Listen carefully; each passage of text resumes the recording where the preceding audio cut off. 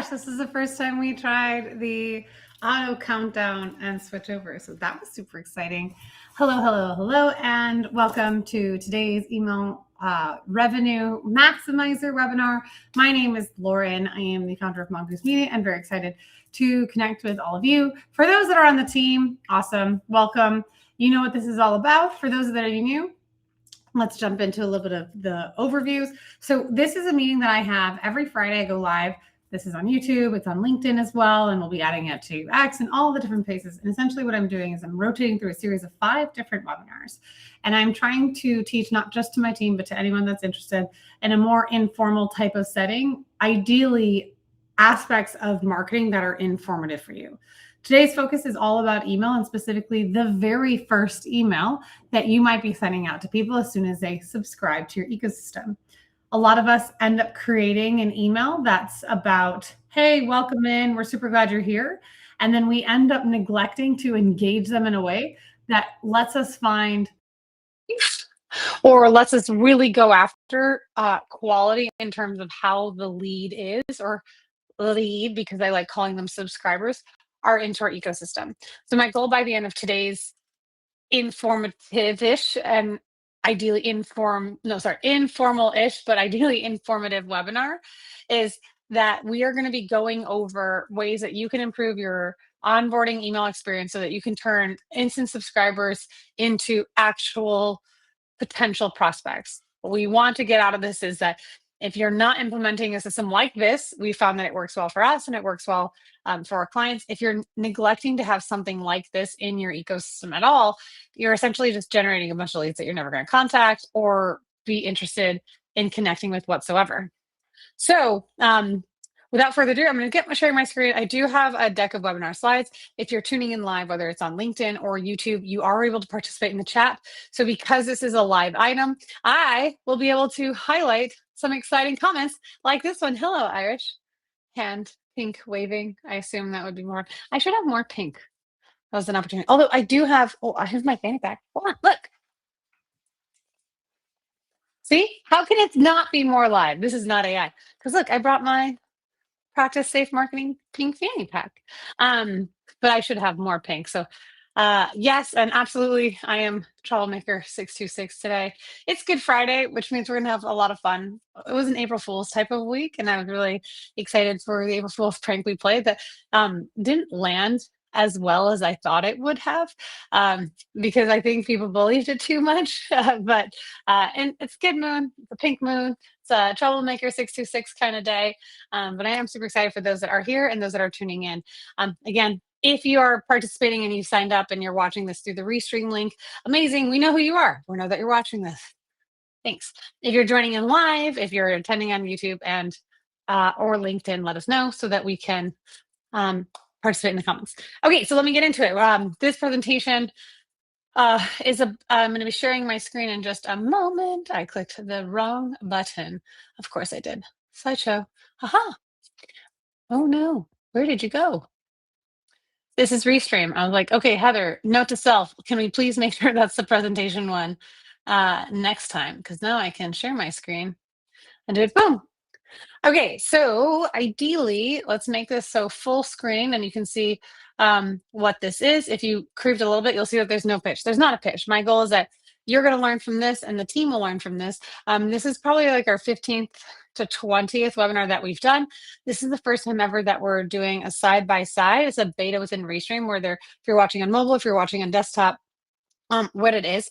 If you're watching on mobile and vertical, it looks like, Heather, you may have to see if you can zoom it out. Otherwise, flip that phone sideways and we'll get right into it. But the whole purpose of this is that we're going to radically change your very first email, because your first email that you're sending out to anyone that subscribes into your ecosystem, whether they're signing up for a lead magnet or they're signing up for anything that gets into your ecosystem, what we want to make sure is happening is that you're treating that first email as much as you would if it was your dating profile. Appreciate the shout out, Samir. Heck yeah, it's more memorable and fun, ideally. So a lot of us, when we create these welcome emails, what we end up seeing happening is that we put all this time and energy into the email the first time and then kind of neglect it. It's like a homepage on your website.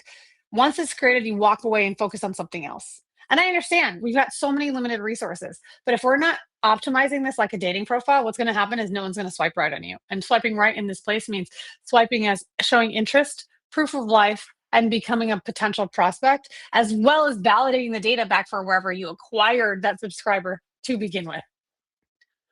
Okay, so then continuing forward, if you're tuning in, it's likely that you're working with my team or you're running your ads right now and email just isn't converting. If you're doing lead generation on any type, if you're doing it from paid media, search media, whatever that thing, in person list acquisition, if your email list is not self-liquidating, you're throwing money out the door. So what we want to do is have a stronger self-liquidating approach and make sure that all of your advertising efforts are leading into monetizable aspects for your business. Hence, it's email revenue maximizer because your email has to be maximizing the revenue that you're bringing into your business or into your account on a day-to-day basis.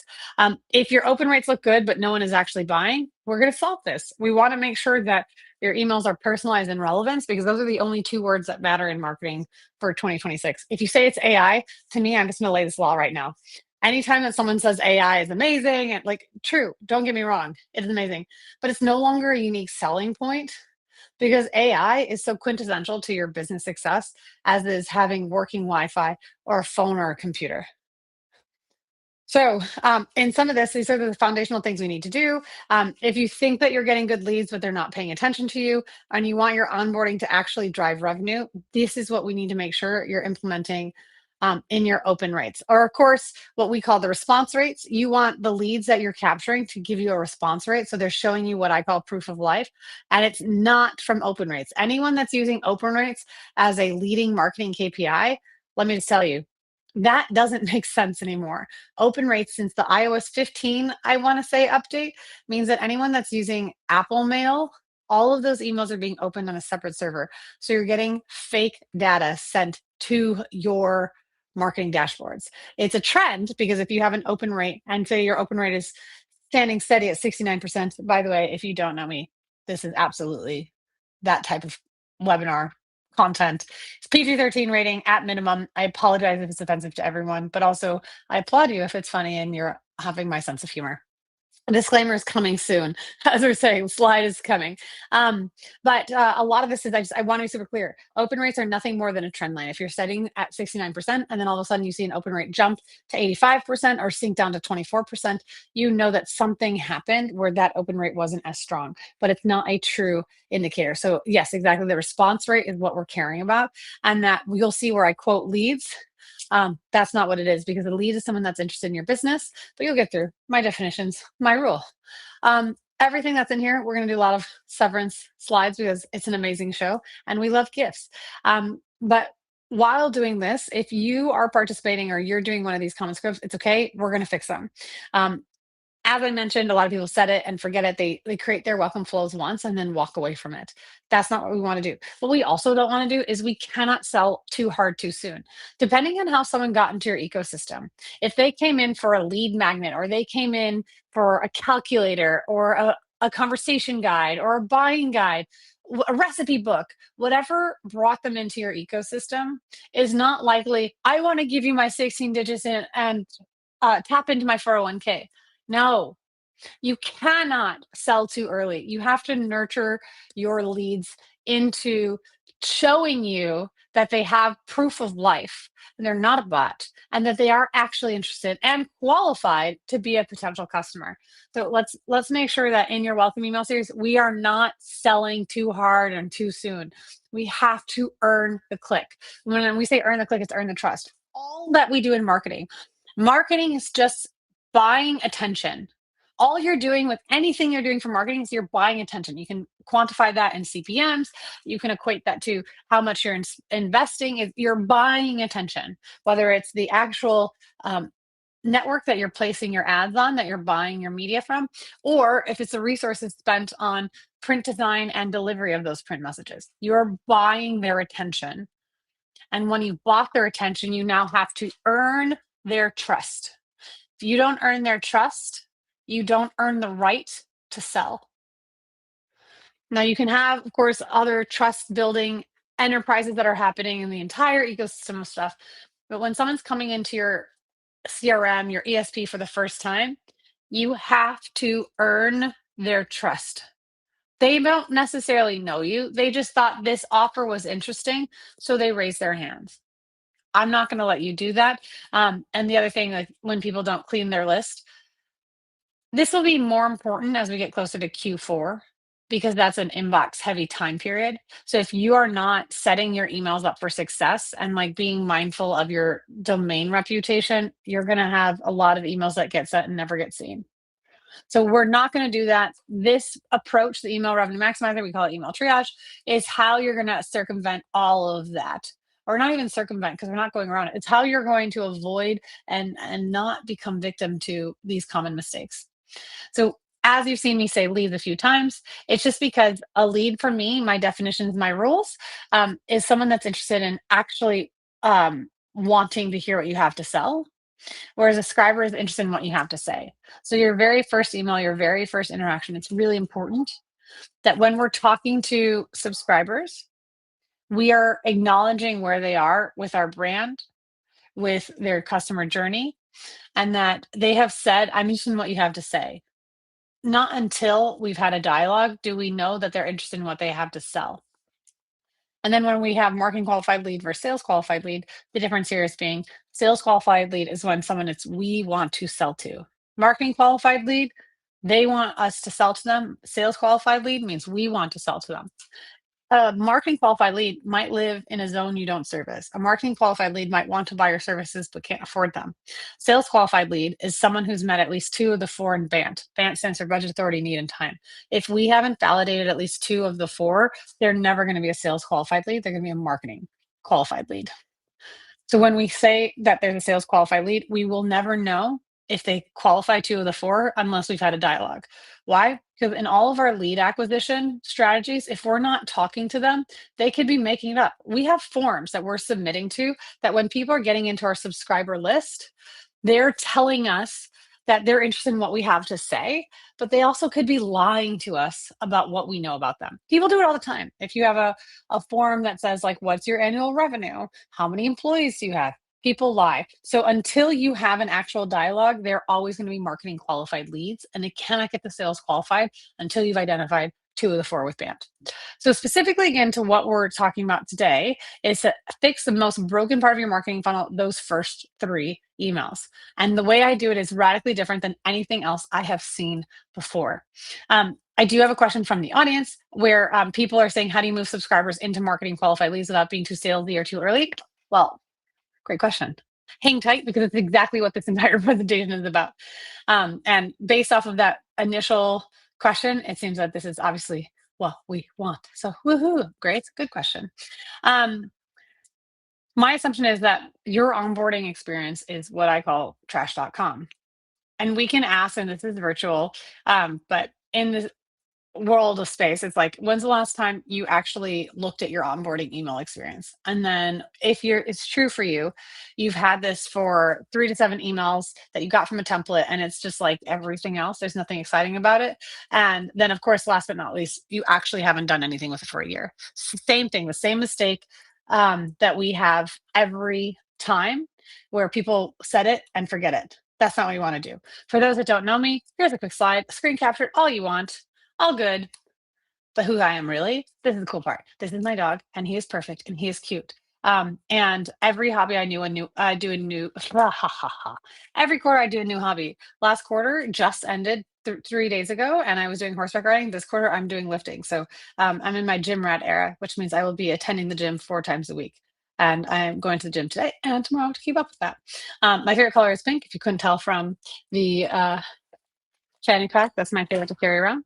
But we'll get into this. Mentioned earlier, I am PG-13 at minimum if you haven't caught already. I talk really fast. Great thing about YouTube is that you can have closed captioning. Great thing about closed captioning is that if it doesn't make sense now, after the replay, you'll be able to go back and watch the pieces that maybe I was a little too fast at closed captioning, didn't make sense. Love severance. That's happening here. Anyone who's taking their time with me, I appreciate it so much. This has been really helpful for us and for our clients. And I want this to be helpful for you. If you don't know who we are and what we do, Mongoose Media is a marketing agency. I offer private consulting. And then, of course, we have the nonprofit where we care about. So finally, 15 minutes in, what is the actual good content of this webinar? We'll get right into it. The big shift that we need to understand is that leads aren't just leads. Leads aren't leads. They're only email addresses until they click reply or convert. You don't have a lead. You just have a subscriber, which is a ghost that's not talking to us unless we hear back from them. Sound fair? We've got people brag about their big email list. I've got 10,000, I've got 200,000 people on your email list. Well, I don't care. If we don't have any proof of life, you've just got 10 to 20, 200,000 emails that you could have purchased from any data provider.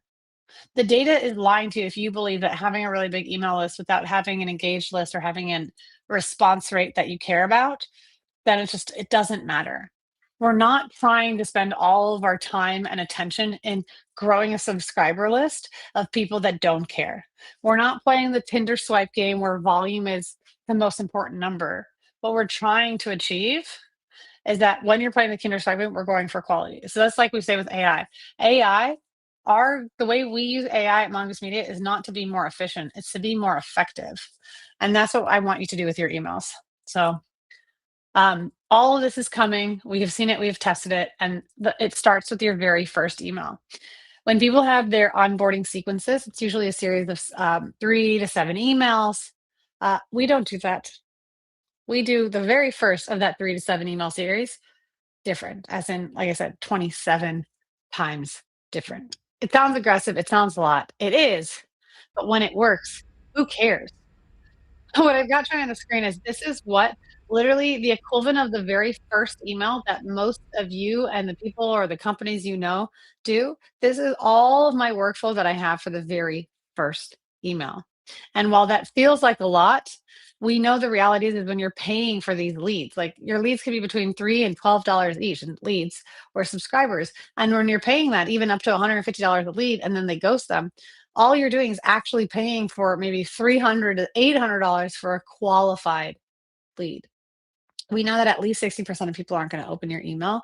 And if you mess up, every bad first email is basically a tiny funeral for your ROI.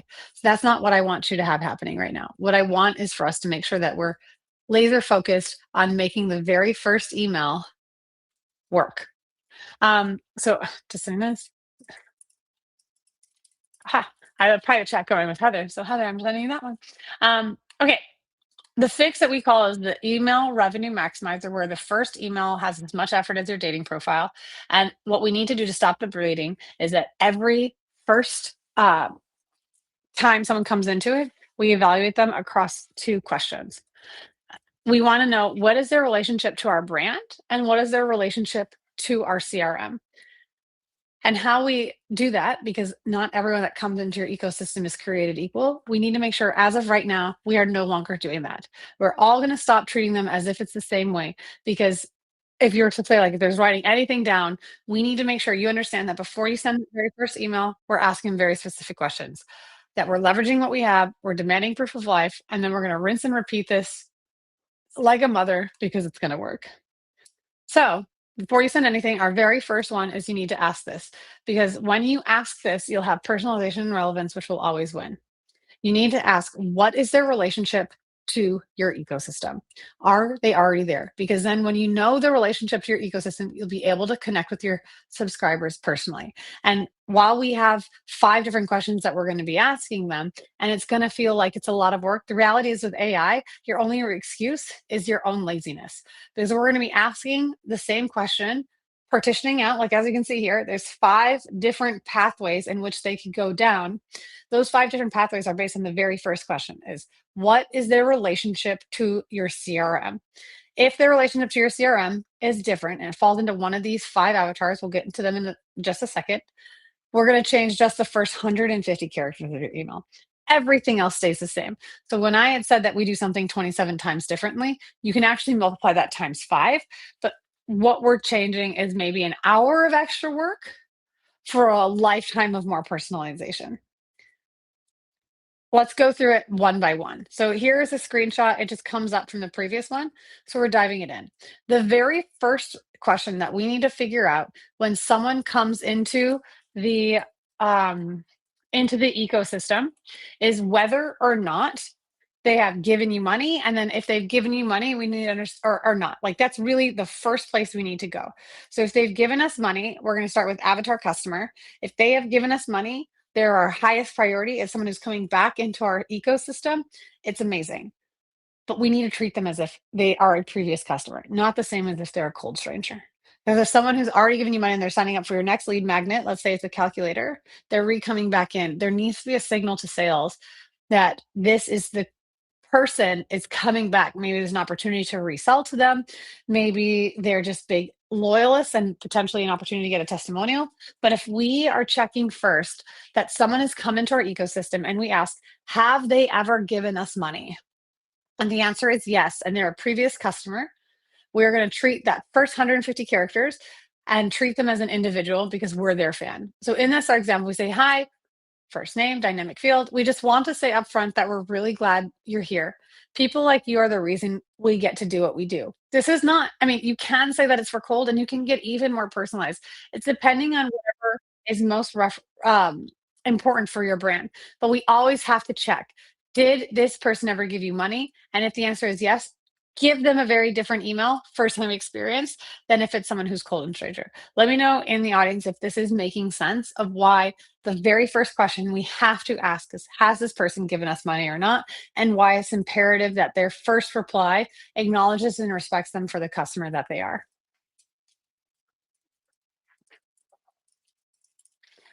Okay.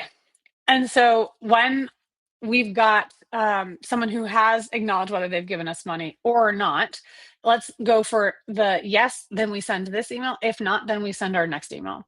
The next email is going to be like, okay, the next question is going to then ask, do they currently exist in our ecosystem?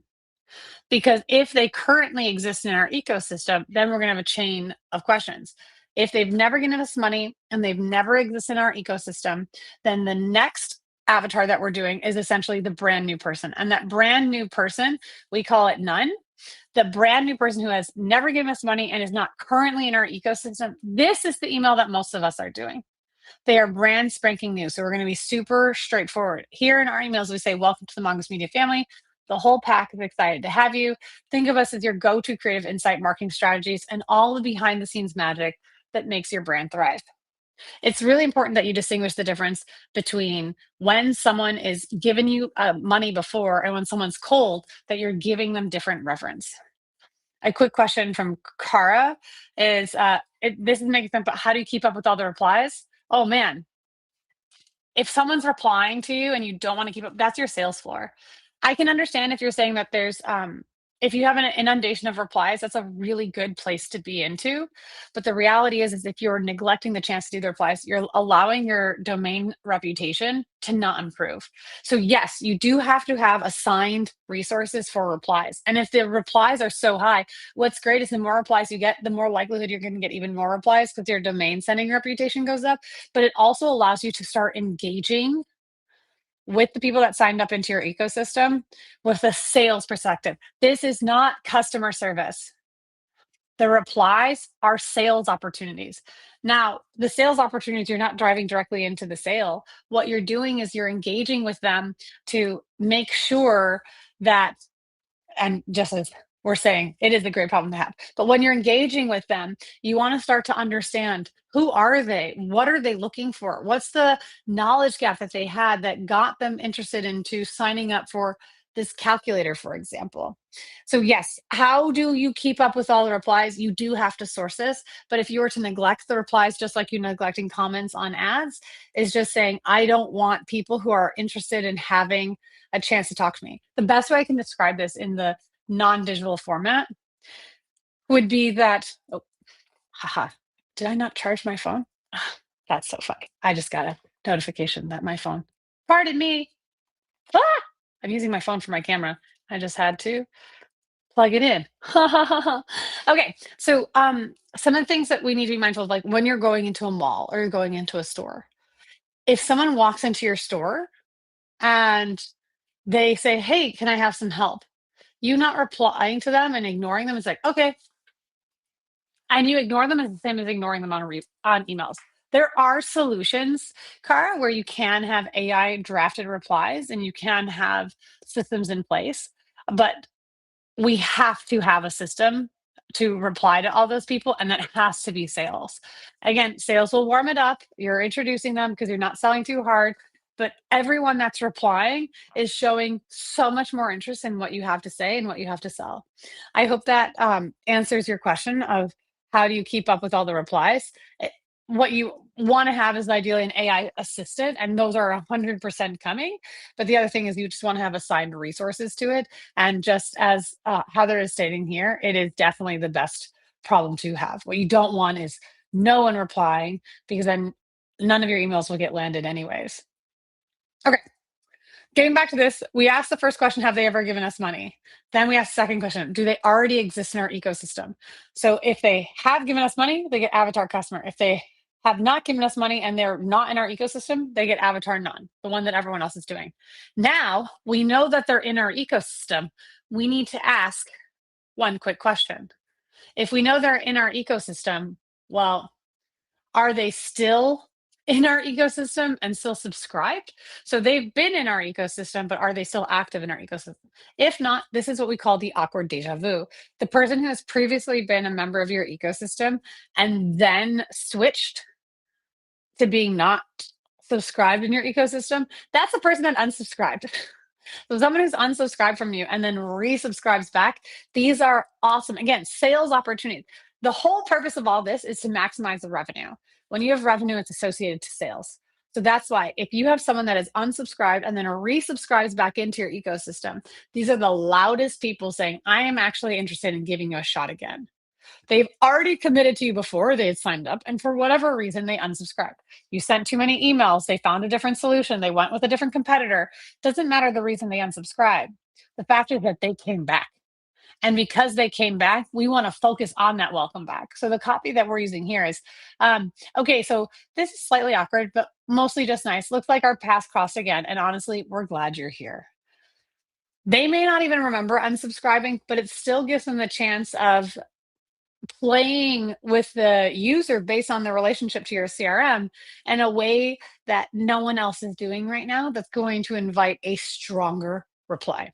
Now, you'll note that in Black, we keep asking the same question. If you could have lunch with one famous entrepreneur, who would it be? Part of this piece, once we identify who they are in our ecosystem and we have a personalized 150 characters, we are going to do everything we can on that very first email to solicit a response. Because when they reply, your domain reputation goes up. And especially during inbox crowded seasons like Black Friday, Cyber Monday, Memorial Day, Mother's Day, Labor Day, those big holidays when everyone is blasting their promotions, the last thing you want is your promotion to land in spam or your emails not to get sent because you're so far down the queue. So forcing these initial emails to have a reply increases reputation, increases your relationship to the individual, and when it's personalized, increases the likelihood of investing into your brand. People don't want to buy from companies; they want to buy from brands that are backed by tone of voice, by a brand. Like it's the Disney effect, right? You could go on a roller coaster anywhere, and at Disney World or at Disneyland, they only have like 7 roller coasters. The rest are attractions. They won't even call them rides because they are not thrill-seeking items. What you can do, you can go to Six Flags, you can go to a carnival, you can go to a fair. There's so many other ways in which you can go on a thrill ride. But when you're immersing yourself at Disney, you're immersing yourself into storytelling and you're introducing yourself to a brand. We need to respect our emails to have that same level of anticipation and brand and doctrine, not so that it's, hey, we said we did it, but it's for the end user to have a great experience. So recap, first question, did they ever give us money? Yes, customer. They didn't give us money. Were they in the system? Nope. Avatar none. Okay, they've been in our system. Okay, awkward question. Are they still a subscriber in our system? No? Okay, send them the awkward deja vu. However, let's say, I'm sorry, yes, they're still in our, sorry, did they, they're in our system, yes, but they're not currently subscribed, send them awkward deja vu. But if they're in our system and currently subscribed, our next question is we need to understand, has this person just signed up for the exact same asset already? If someone is signing up for the exact same thing again, because this is a revenue maximizing situation. Sales needs to get involved, and we need to have that first personalized and piece to it. Because let's say, okay, Sammy, she's saying like this is facts for sure. As how to say surprise and delight. When someone has signed up, let's again use that calculator before, and they're re-signing up for it again. It's either one, they couldn't find it. Two, they liked it so much that this is a faster way to find it. Or three, they wanted it, needed it, but got distracted last time they signed up. So they're saying, I want it. You're giving signals that you have found someone who you can potentially get more revenue from. If we compare the person who's previously already signed up for the exact same asset to someone who's cold, who's never signed up for anything in your ecosystem, if you were to be a betting person, I know I'm putting all my money on the person who's signing up for the exact same thing again versus taking a risk on this cold stranger who has never interacted with my company before. So when we have someone where it's like we have that awkward deja vu but plus the fan, this becomes that like intersection, and fan will be the last one we go over. I'm just gonna finish this slide. When we are thanks Heather for that note. The pieces of the asset repeater we want to acknowledge, what we have here is we notice you grab this again, and honestly, we'll take that as a compliment. Since you're clearly someone who knows, we've got a fun question for you. Again, if you could have Launch the Famous Entrepreneur. The only thing that we're changing is the initial 150 characters. And what you can do at the same time is when someone is signed up for the exact same asset again, you can have automation set up to alert your sales team so that they can say, hey, the likelihood, if there's a hierarchy, the weighted value of this person has slightly increased more than someone who's never been in your ecosystem. Okay, we've got one more avatar of how we want to send personalized and relevant emails to our audience. We've talked about the questions we ask. Have they ever given us money? Yes. Avatar customer. Have they not given us money? Okay, do they already exist in our ecosystem? No. Avatar none. Okay, wait. Let's say they have not given us money and they are in our ecosystem. We're then going to ask, awkward, because the middle finger, right? Are they still subscribers in our ecosystem? If no, we send awkward deja vu. Well, I'll say, oh, okay, no, they are still subscribers. Phew, amazing. Wait a second. Did they already subscribe for this exact asset? Yes. Send asset repeater. But what if it's not that? They've never given us money. They are subscribed to our ecosystem. They have not signed up for this. The only thing left is so they're in our ecosystem. They've never unsubscribed. They didn't sign up for this. They've never given us money. What's left is what we call the fan. They might have signed up for something else in the past. They might have been on a discovery call. They might have signed up for an alternative lead magnet. Let's say they signed up for a blog guide or a podcast roadmap. They're still inside your ecosystem and they have some branding potential.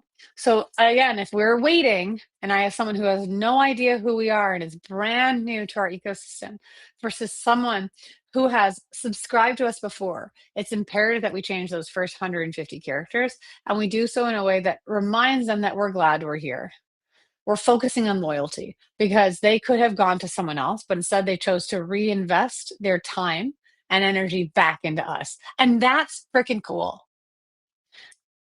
So those are the 5 different avatars that we've been talking about. And again, this is just the piece of the email triage that we'll get into in a second of when we take those 5 different emails, or sorry, 5 different avatars, and we send that first email, what does this look like? So once we know who they are in relationship to our system, uh, uh, when we know who they are in relation to our ecosystem, now we can start sending them an email. The only thing that's different on those emails, because you're going to have 5 different pipelines, the only thing that's going to be different is the first 150 characters, maybe subject line, but even then you don't have to push it that hard. But the first email that we're going to do, what is our very first email, we are going to call it email 1A. We are going to immediately deliver on our promise, send it as immediately as we can, and aim for an open rate that's at least 40%. Remember, open rates are nothing but trend lines, that you should be trending to a 40+% open rate. Our target, of course, is 60, but the kicker here is you set target click-through rate 25%. In our examples, we actually don't have a click-through because our click is a reply. So whether that's a target click-through rate or a response rate of 20%, what we're trying to get on that first email is someone to show proof of life. And proof of life is going to be a click or a reply.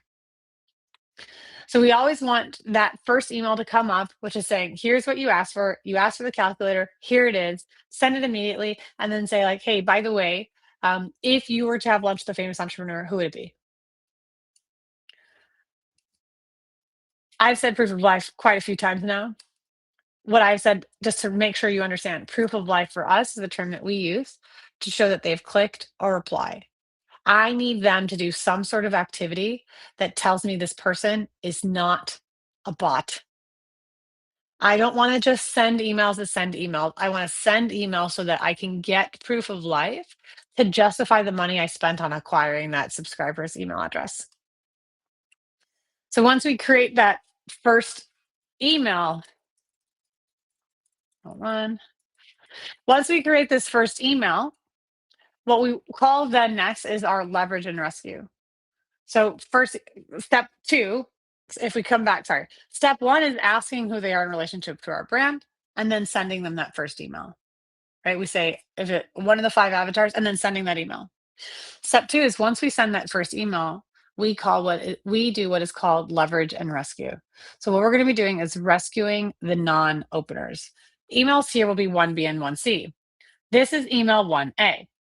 Emails 1B and 1C carry the same letter, 1, but the second, sorry, carry the same number, 1, and the letter changes. Why? Because it's the exact same email. The only thing that's changed was the subject line. Read again, exact same email. Here, if you look on the right-hand side, we're showing the email event. What will happen when the email is sent out? If we see if they have shown us proof of life, if we have seen that they've shown us proof of life, we can move on. We don't need to send them other emails. But what we're going to do for leverage and rescue for the non-openers, we're going to say, did this person open the email? If they did not open the email, we're going to send the exact same email at a 6, 12, or 23-hour interval with a different subject line. Then if we check again, they did not open 1A, so we resent them 1B, same exact email with a different subject line. And then if they did not open 1B either, then we're going to time it out again and send them the exact same email with a third different subject line, because we're just trying to leverage and rescue anyone that was too busy at the time of when you sent the initial email. Now what we're talking about here is what we say gatekeeping. Do not pass go, do not collect $200. The reason that we do this is a lot of people, when they do their onboarding sequences, they're like, hey, here's your asset. And then they move on to, let me tell you about my brand. Then we move on to, here's what our services are. Then they move on to, let me tell you why we're different. We're saying don't do that.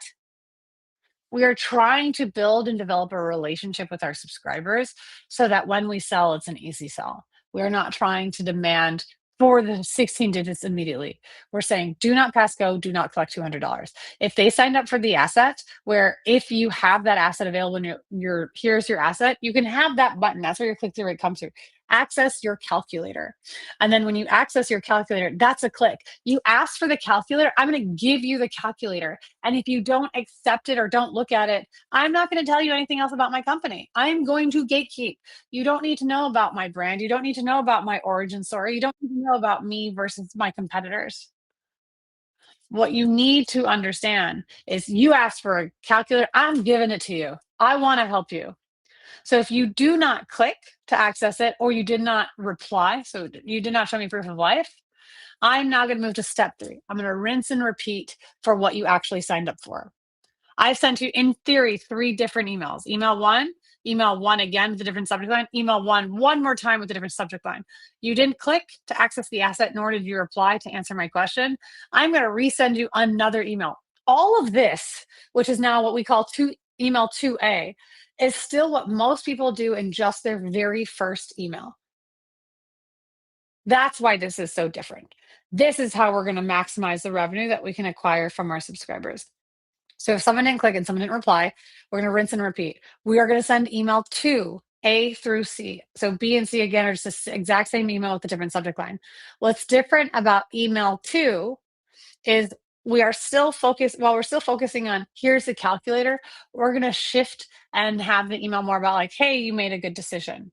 Here's your calculator though. At the end of the day, email 1, email 2, and then what you'll see is email 3.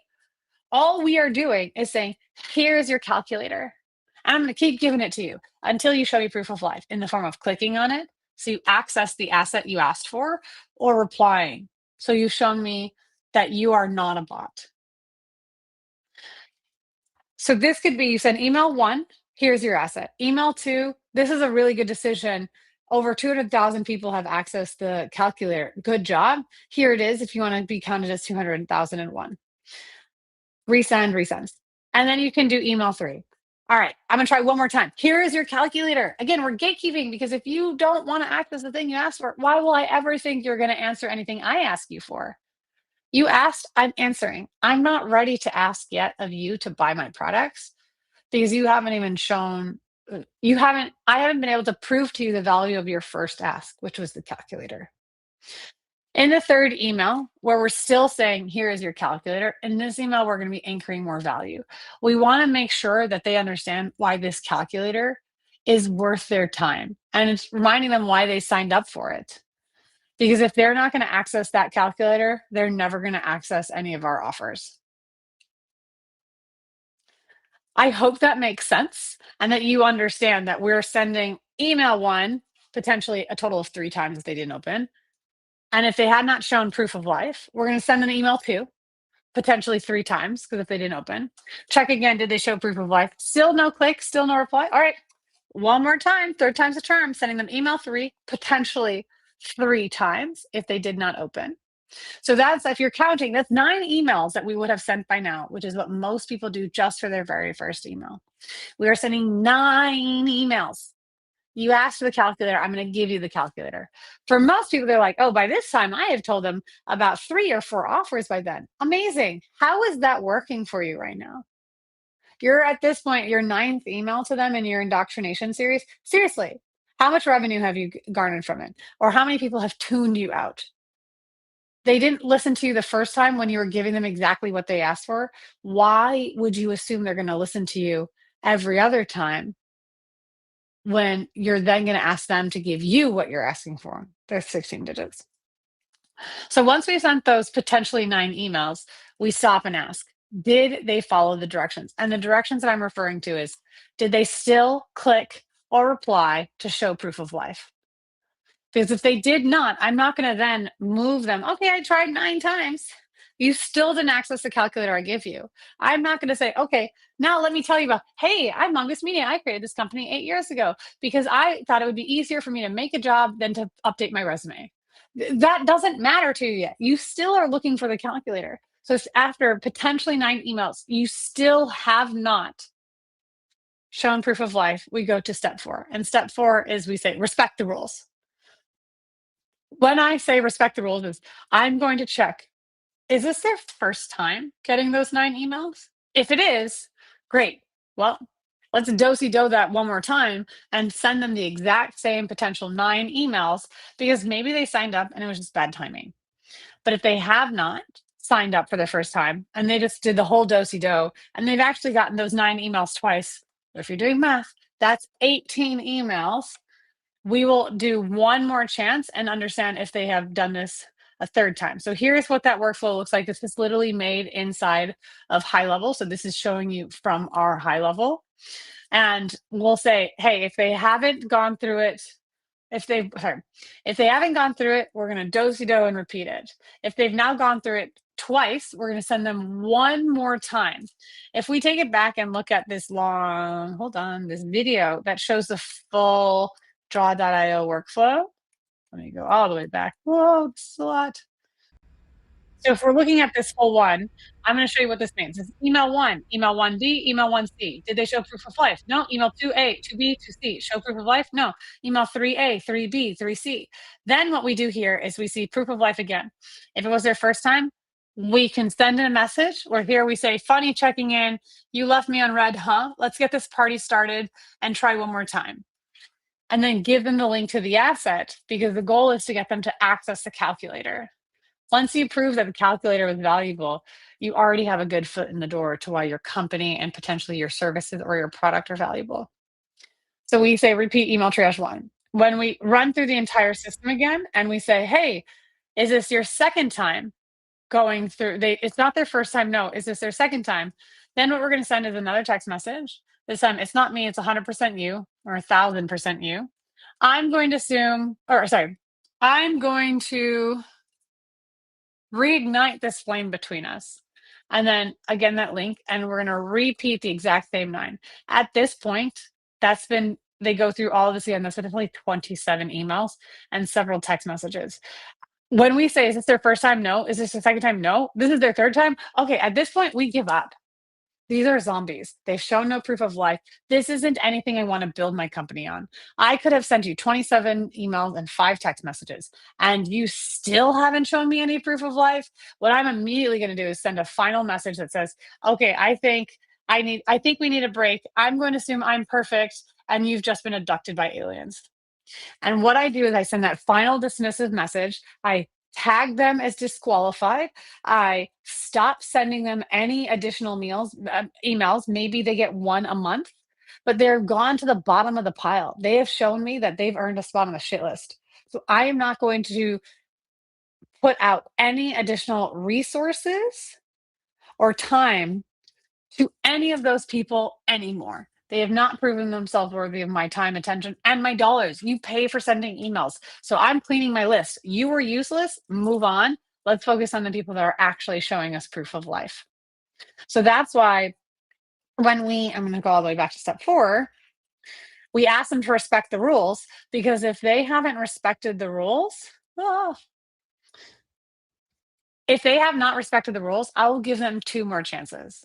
And by the end of it, I'm disconnecting you out. And when I disconnect you out, I'm not sending you more emails. But more importantly, I'm telling Meta and Google, I don't want more of this person. This is a disqualified lead. I'm telling Meta, this person cost me $40.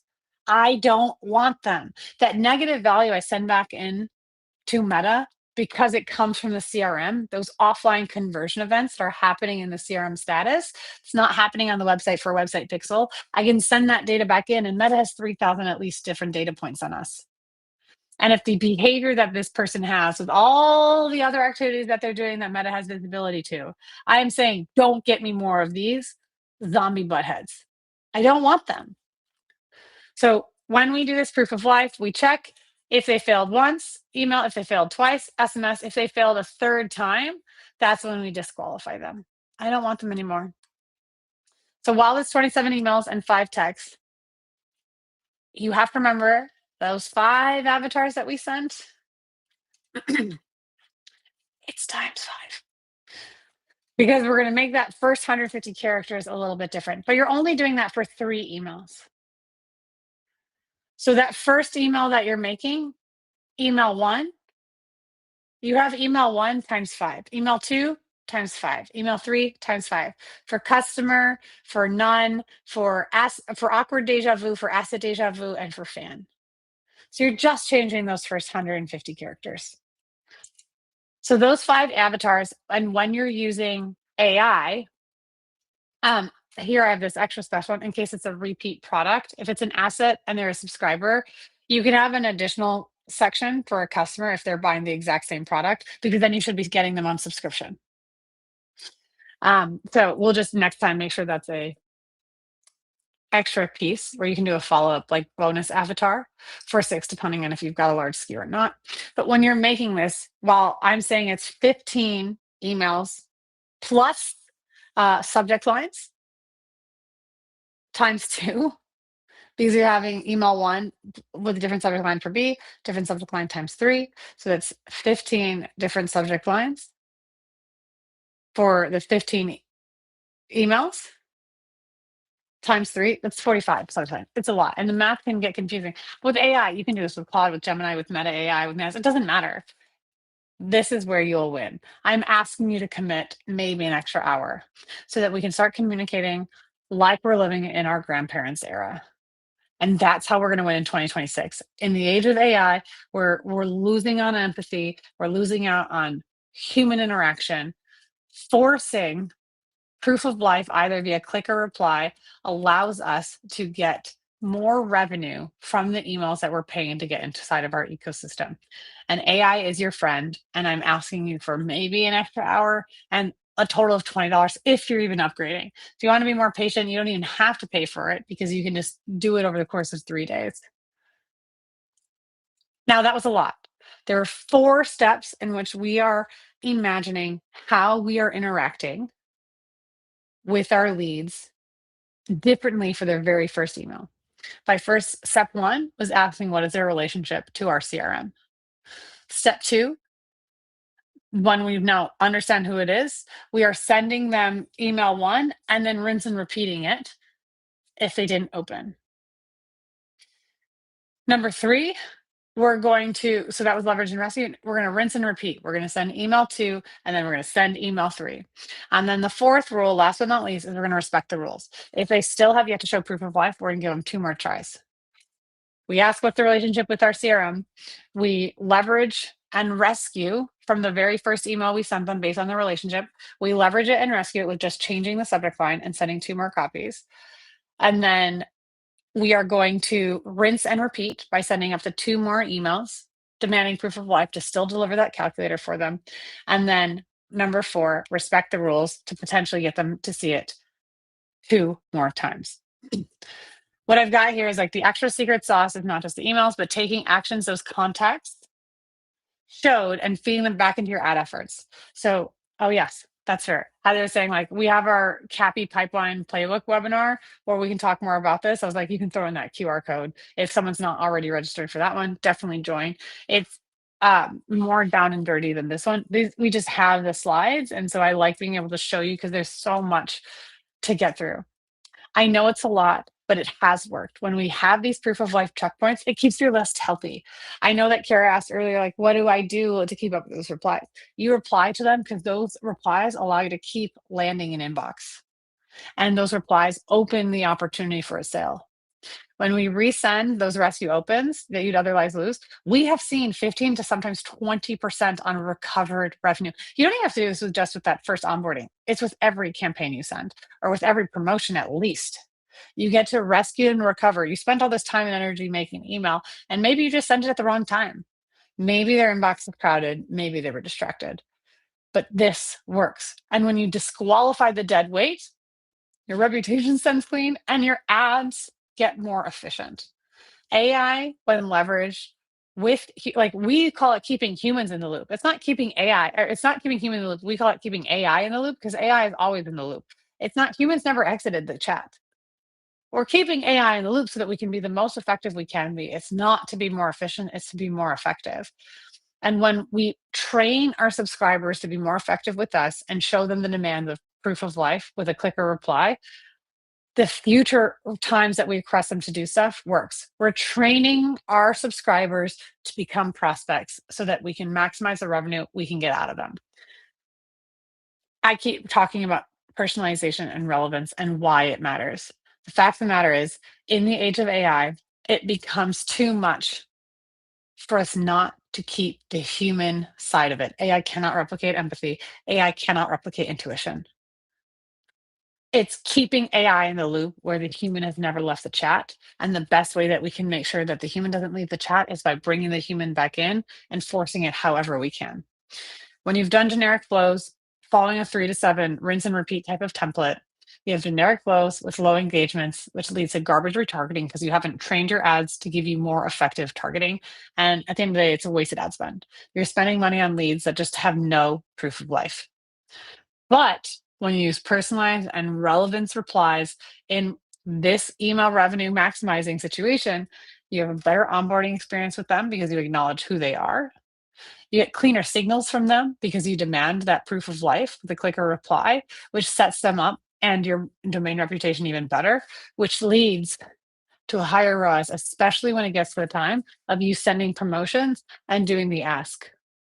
If these people time out after the 27 emails and 5 texts, they're still going to get maybe an email a month. I have no expectations for them. But for those people that engage, my expectations for them are much higher. That's the data I care about. That's the data that I'm looking at. So the biggest takeaway that we have today are these 4 steps where we're saying, before you send anything, ask this: leverage what you've already created and get the most out of it. Rinse and repeat and gatekeep till they're useless. And demanding proof of life is a non-negotiable. Response rates matter. Open rates are just a trend. Quick thing, because we have a few minutes. I just want to explain what a conditional knockout question is when you are doing lead capture in the beginning. What's really great about this is before they even get into your ecosystem, always have a conditional knockout question for all your subscribers, because then when a subscriber fills out your question and answers your knockout question correctly, they get the thank you page. But if they answer your conditional question incorrectly, they get a no thank you page. So at that point, if we know they're not a qualified individual, let's say that you own a pet clinic and you only service pumpskis, and then you ask a question, you do name, email, phone number, and then do you have a pumpski? Yes or no. If they say no, the no thank you page will then tell them, we are so sorry. Here are some of the other vets that you can partner with. We only help dog owners of pumpskis. I have a pumpski, so I'm clearly very biased. But if you say yes, I have a pumpkin, it's like, hey, awesome. And then you start the email triage. We don't want to spend money, time, or resources on people that we know aren't qualified. So having a conditional knockout question inside of your form will gatekeep people that you already know are not a good fit for you. And it needs to be an easy question. If you say, for example, you work in home security, do you own the home you reside in? Or do you own a home? Yes or no? If you're not a homeowner, I can't sell you security. It has to go to the landlord you're paying. Or if maybe you're a dentist in Bradenton, Florida, I'll ask, do you live within 25 miles of Bradenton? Or do you live in the city of Bradenton? Yes? Great. No? Okay, I don't want to spend time and money on you. You're not a good fit. So this bonus conditional knockout question is really important. And we want to leave them with a good experience with your brand, and you're not wasting your resources when you're moving forward. So, after all of this, I appreciate all of the have stayed.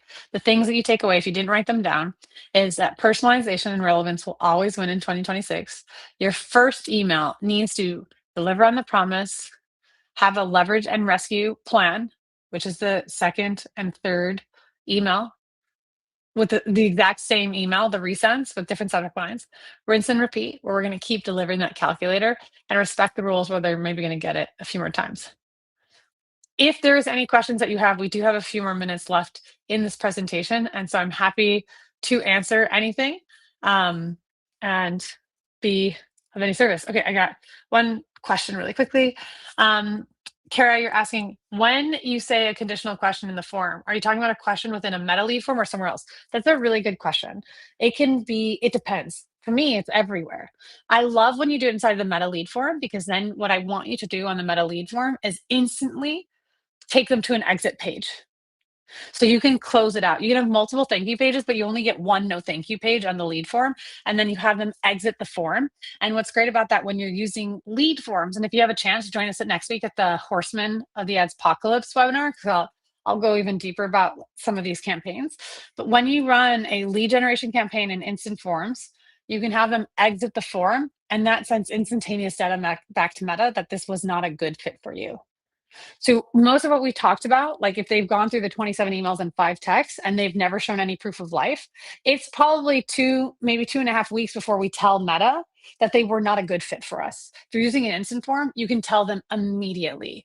But you should also do that on your website lead forms. The only thing is, when you do it on a website lead forms, Kara, the challenge is the no thank you page, a thank you page, and the landing page is actually 3 different website URLs that you're creating, and you have to have the conditional logic. When you have the no thank you page, we don't put the pixel on it. I don't want Meta to know that the person who landed on that page is a qualified person. We exclude it.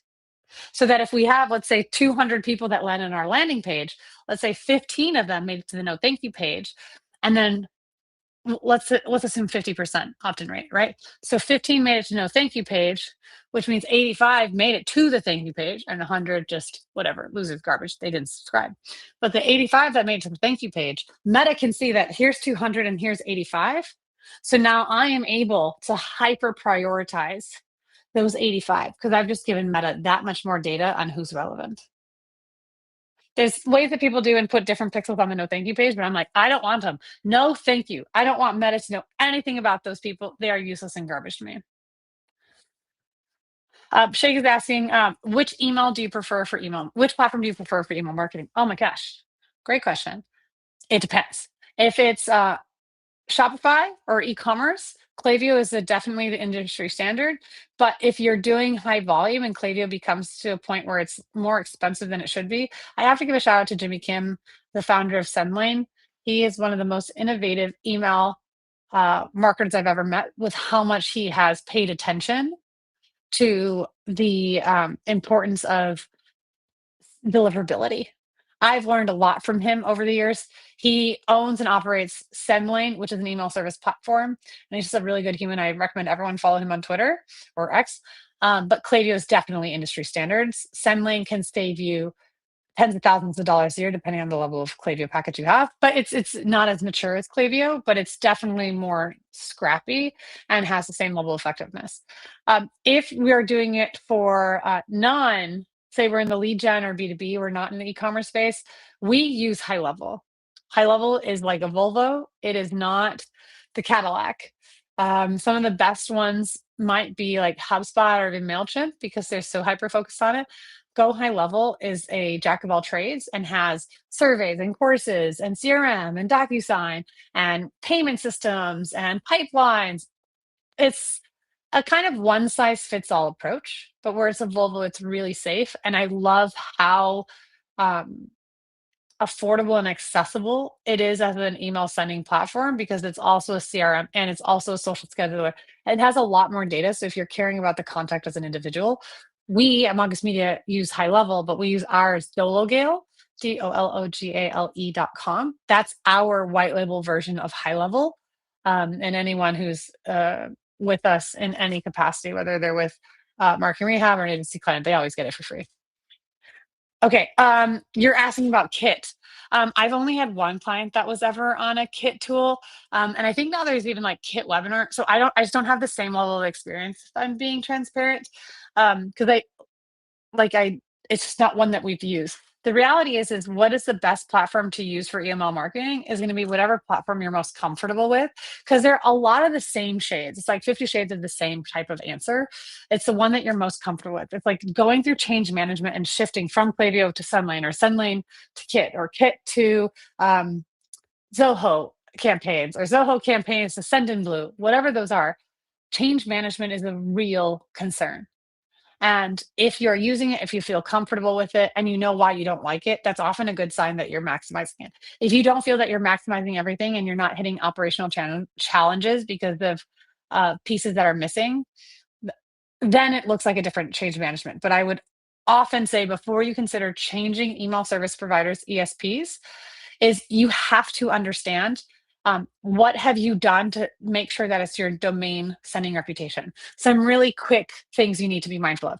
You always have to send from a subdomain. Again, I learned this from Jimmy. If you're sending, so our website is mongoosemedia.us, soon to be mongoosemedia.ai. If you're sending, let's say I'm sending you an email from I am your favorite person in the world at mongoosemedia.us. And then my emails are coming from hello at mongoosemedia.us. If my email marketing go to you and someone charges it as spam or claims it as like as I don't want it and sends negative feedback, especially to Gmail, I have now messed up the sending reputation for all of my employees and contractors and vendors using a Mongoose Media email address. So what you want to do is have a subdomain. I think ours is MG because High Level uses Mailgun, and I can get even geekier on the technical stuff within email all day long. And I love this. Like, hit me with any questions. It's literally ask me anything so that you feel comfortable that you can build this right.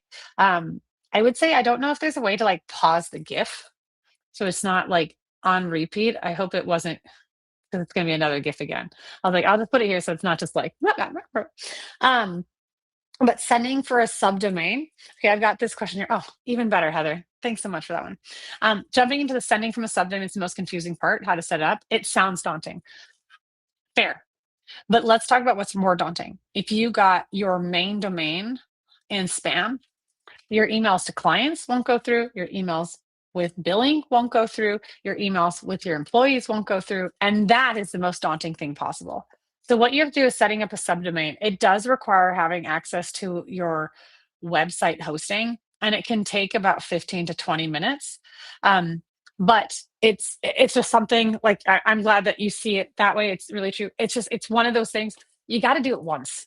And we did ours through high level. Again, I think it's like hello at mg.mongoose media.us is how it goes through. So that way, when we send all of our marketing emails, if we were to do it from our non-marketing emails and say that I was going to send um, you to a different email and like to my personal one and you reply spam, I have really messed it up for the rest of the team. So depending on the email service provider you're using, there's a different place where you do who is your sending from email address. It's a sending from email address that needs to have the subdomain. You can do mail.yourwebsite.com, whatever that is. I like it short. You could do promotions.website.com. Whatever you end up doing it, just make sure the subdomain is the language dot. And if it's not set up and synced inside of your system, then it's not done correctly. And it just makes a massive difference for your sending domain reputation. And I apologize, it is slightly daunting because you need to have your website host provider so that you can create that subdomain. We use Namecheap. That's where we buy all of our domains from.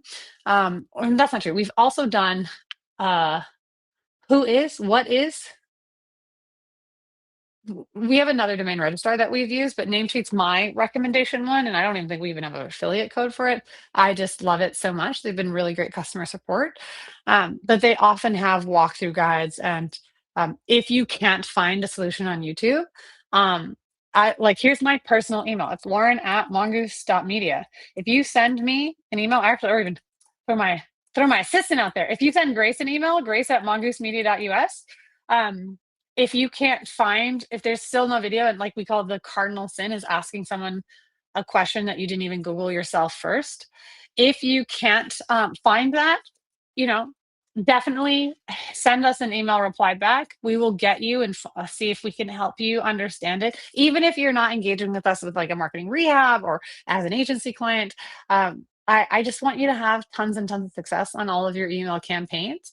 And the goal of this is like the email revenue maximizer to like, how can you get the most amount of revenue from each subscriber? And if this becomes a sticking point, then let us help you. And like, I'm not charging for this, just send that email. But cardinal sin, don't ask me a question you didn't at least try Googling first. Because if I find I'm like, oh, it was the first email or first YouTube video I found or first thing, I'll be like, hey, uncool. But if you're like, I genuinely tried it, then what we can do is I can have Heather on my team and we'll try to solve for this with you. And then benefit is if you let us we'll make that a YouTube video so that next time someone has that same question, we'll show up first. It's a win-win situation. Okay. I recognize that we've gone 8 minutes over. Thank you to everyone that was able to stay on.